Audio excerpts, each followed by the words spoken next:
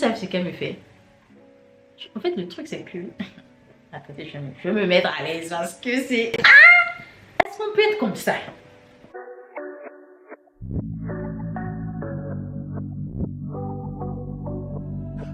J'étais rentrée toute la semaine. Salut, j'espère que vous allez bien. Bienvenue sur cette nouvelle vidéo. Aujourd'hui, c'est une story time. C'est une story time en fait. Est-ce que vous avez remarqué le changement du décor? Est-ce que vous avez remarqué? Même moi, je suis émue. Même moi, je regarde. J'aime trop. Franchement, c'est hier, je me suis dit, vas-y, je vais essayer de pousser la table, essayer de, voilà, pour essayer de trouver un nouveau décor. Et j'ai fait ça. Franchement, j'aime trop, honnêtement. En tout cas, dites-moi ce que vous pensez du nouveau décor. De toute façon, ça s'améliore de plus en plus. Vous me direz. Bref, aujourd'hui, là, on va encore s'attaquer aux infirmières. Parce que c'est toujours elles. C'est pas possible. Non, c'est pas possible. Ne me dites même pas, mamie, que l'auto, que quoi. C'est toujours les infirmières. On dirait que moi, j'ai tout le temps eu de problèmes avec elles. Parce que je ne comprends pas comment tu peux être infirmière et agir de la sorte. C'est pas possible. Donc, je vous introduis un peu l'histoire. Comme je vous avais expliqué la story time précédente, pour ceux qui n'ont pas encore suivi, de toute façon, je vais vous mettre ça là, vous allez aller voir parce que c'était assez intéressant quand même. Comme j'avais expliqué, du coup, je vivais chez ma tante la grande partie de mon collège quand j'étais au nord. Et de temps en temps, ma mère venait souvent me voir là-bas en fait. Donc, il s'est fait qu'un jour, elle est venue me voir, elle est venue passer du temps avec moi. En ce temps-là, elle habitait déjà en France. Elle a décidé de venir me voir, histoire de voir comment ça se passe, parce que ça faisait longtemps qu'on ne s'était pas vu, on s'appelait juste. Elle est arrivée, je ne sais plus exactement combien de temps elle a passé là-bas, parce que elle se plaît là-bas, hein. Elle se plaisait trop bien quand elle venait là-bas. Elle aimait trop venir saluer la famille, tout ça, c'était trop bien. Elle se plaisait trop quand elle venait, c'était trop bien. Et à un moment donné, je pense que c'était la veille de son départ. Elle devait partir. Donc, vous savez, les problèmes de femmes, là, les problèmes de femmes, vous savez de quoi je parle. C'est-à-dire les périodes de règles, c'est pas évident chez tout le monde. Et ce fait que, comme par hasard, hein, oui, comme par hasard, moi, je suis de celles qui ne supportent pas du tout, alors là, du tout la douleur de cette période-là, en fait.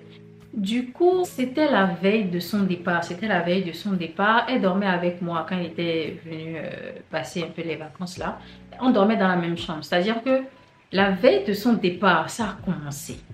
Et c'est bizarre. C'était pas comme d'habitude. Je sais pas si vous me comprenez, mais c'était la douleur que je ressens souvent les premiers jours. Ce que j'ai ressenti ce jour-là, c'était pas normal. C'était pas normal. Je me disais, Seigneur, qu'est-ce qui est en train de se passer? C'est pas possible d'autant souffrir.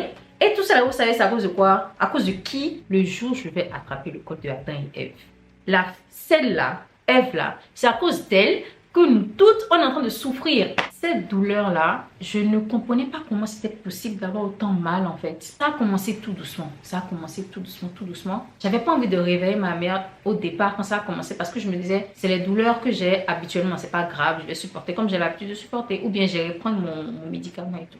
Donc, ça a commencé par s'accentuer, ça s'accentuait, ça s'accentuait, ça s'accentuait. J'ai dit, Seigneur, dans mon cœur, je disais, Seigneur, qu'est-ce que je t'ai fait? Et cette période-là, je ne sais même plus en quelle classe j'étais. De toute façon, j'étais au collège, donc ça devait être en première, seconde. En tout cas, cette période-là, franchement, c'était pas facile. C'était pas facile. J'ai commencé par dire, Seigneur, c'est pas possible, qu'est-ce qui se passe? Qu'est-ce qui se passe? Quand ça a commencé par bien me bouger, j'ai réveillé ma mère. Je lui ai dit, maman, franchement, ça, je ne supporte pas. Maman, j'ai mal. Maman, franchement, je ne supporte pas. C'est trop dur, je ne peux pas. Elle m'a dit, calme-toi, ça va passer, c'est normal, c'est les règles, tout ça, tout ça. Mais je savais que cette douleur-là, c'était pas normal. Parce que je n'avais pas eu mal, j'ai jamais eu mal comme ça. Et du coup, à un moment donné, je pense que je me suis endormie. Et la douleur m'a encore réveillée dans la nuit. J'ai commencé par transpirer. Je transpirais, mais le pire, c'est que je transpirais, mais je tremblais. C'est-à-dire que j'ai l'impression que je tremblais de froid, mais au même moment, je transpirais. Je ne comprenais pas c'est quoi ce contraste-là, en fait. On m'a dit que c'est le seul jour où j'ai vraiment souffert de mes périodes de règles, en fait. C'était le summum. Et genre, franchement, c'était vraiment la pire période. Et puis, franchement, je n'en pouvais plus. Genre, je transpirais, je tremblais à la fois. Ma mère me regardait, tout ça. Elle ne savait pas quoi faire. Elle s'est levée finalement. Vu que j'étais chez ma tante, Elle s'est levée, elle allait réveiller ma tante. Je pense qu'il devait être entre 2-3 heures par là. Elle allait réveiller ma tante. Et ma tante aussi est prise de panique. Elle est venue voir tout ça. Et puis elle a pris sa voiture. Dans la nuit là, elle a pris sa voiture. On est allé avec ma mère. On allait directement à l'hôpital. Arrivé à l'hôpital, je ne sais pas. Je ne sais pas. C'est quelle honte. En fait, on est arrivé à l'hôpital. Ma tante, comme elle connaît un peu ceux de l'hôpital, elle avait quelques connaissances dans l'hôpital et tout. Elle a appelé quelqu'un, du coup la personne est venue. Vous savez comment on m'a appris? Hey, Seigneur, on dirait que j'allais accoucher. Je vous promets que le jour-là, c'est comme si j'allais accoucher. Elle allait appeler quelqu'un, la personne est venue. Vous voyez comment on prend les gens quand ils n'arrivent pas peut-être à marcher, ils ont un pied qui ne fonctionne pas, des trucs comme ça. Il y avait une personne là, et les personnes me gardaient. On dirait que j'allais accoucher. Et au final, j'arrivais même pas, vous voyez, à bouger normal. Ils m'ont pris directement les jambes. Du coup, ils m'ont gardé les jambes et on me gardait comme ça. On dirait que j'allais accoucher, alors que c'était une histoire de règles. Est-ce que vous trouvez ça normal? Est-ce que vous trouvez ça normal que l'homme souffre comme ça à cause de cette Ève-là? Celle-là, si jamais je t'attrape, il faut fuir. Si tu me vois, il faut fuir. On arrive tranquillement à l'hôpital. Déjà, on nous fait patienter parce que vous voyez cette manie qu'il y a dans les hôpitaux. Même quand c'est une affaire d'urgence, on va te faire attendre. Vous savez pas la gravité dans laquelle la personne se trouve et vous faites attendre la personne là. Même par rapport à ça, j'ai une autre story time. Seigneur Jésus, affaire d'hôpital et infirmier. J'ai des trucs à vous dire. Après ça, je dois vous faire une autre story time par rapport à une histoire pareille. On arrivait à l'hôpital. On arrive à l'hôpital.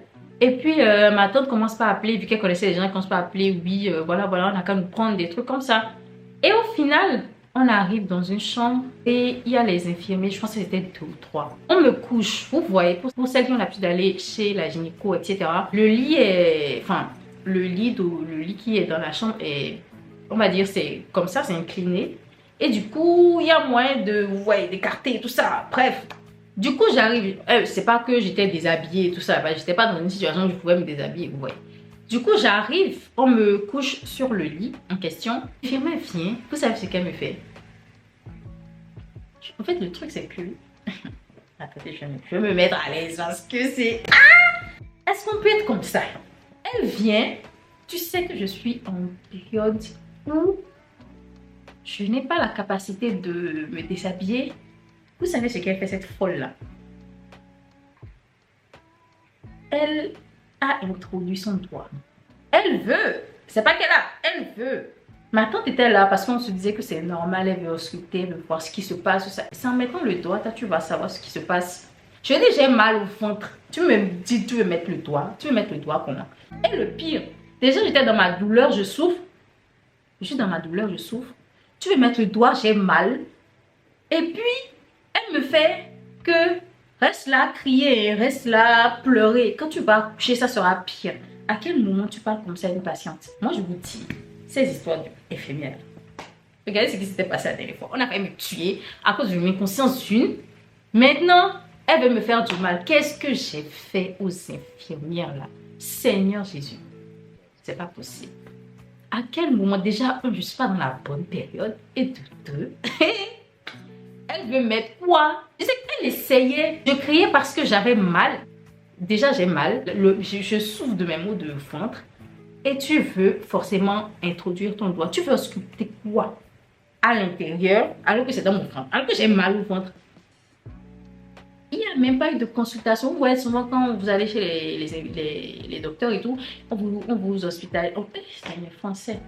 On vous examine, voilà. On vous examine et puis mettre le truc pour voir c'est quoi le problème, tout ça, bref. Elle n'a pas fait ça. Hein. On m'a couché directement et elle fait son doigt, elle veut mettre. Ton doigt. J'étais choquée. Et c'est la phrase qu'elle a sortie là qui m'a énervée. Quand tu vas coucher, ça sera pire. C'est une manière de parler. Je suis collégienne. Hein. Faut savoir que j'étais encore au collège. C'est même pas comme si j'étais étudiante et puis oui, mentalement, je suis prête, tout ça. Non.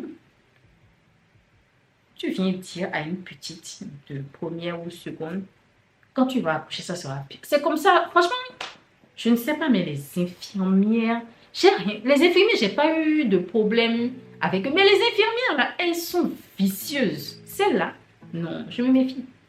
Je me méfie, c'est abusé. C'est pas possible. Vous voyez? En tout cas, je parle pas de celles d'ici parce que j'ai pas eu de problème avec les infirmières d'ici. Mais celles de Cotonou. Et celles du Nord, là. Celles de Cotonou, là, j'arrive encore. J'ai dit, j'ai une autre solitaire. J'arrive. Regardez, j'ai eu trop de problèmes avec ces filles, ces femmes-là. C'est pas possible.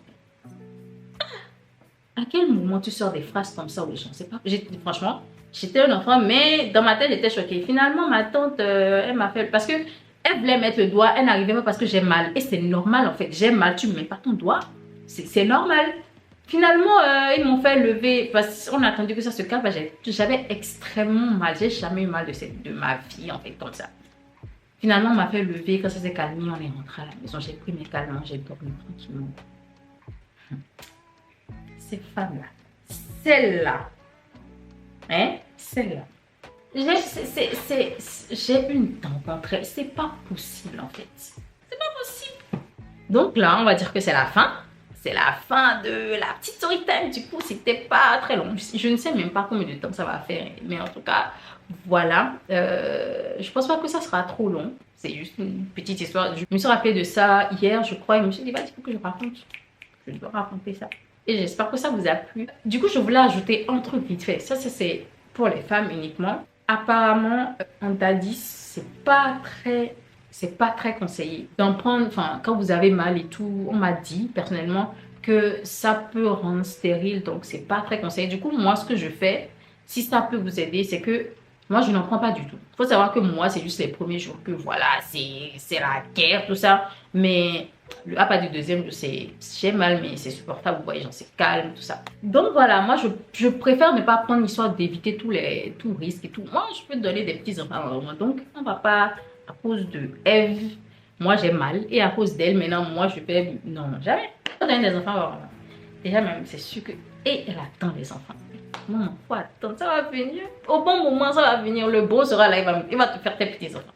Je vous dis pas de ne pas prendre du tout. En tout cas, moi je ne prends pas. Je préfère ne pas prendre pour éviter les risques. Du coup, si vous pouvez, prenez juste le jour ou le moment où vous avez mal. Et n'abusez pas de ça parce que c'est pas conseillé. C'est ce qu'on m'a dit. Je vous transmets l'information que j'ai. Donc voilà, merci de m'avoir suivi jusque là. J'espère que ça a été assez intéressant pour vous et que voilà, vous avez apprécié le moment, vous avez passé un bon moment. N'hésitez pas à venir vous abonner sur ma page Instagram. Je poste maintenant des réels outfits. J'essaie de voilà, diversifier un peu les styles, tout ça. Donc venez monsieur et venez voir un peu ce que je fais. Je vous fais de gros bisous. Portez-vous bien. Et on se retrouve la prochaine fois pour d'autres story time parce que je me suis rappelé d'un truc. Non, c'est pas possible. De toute façon, on se retrouve prochainement pour une vidéo. Je vous fais de gros bisous. Portez-vous bien.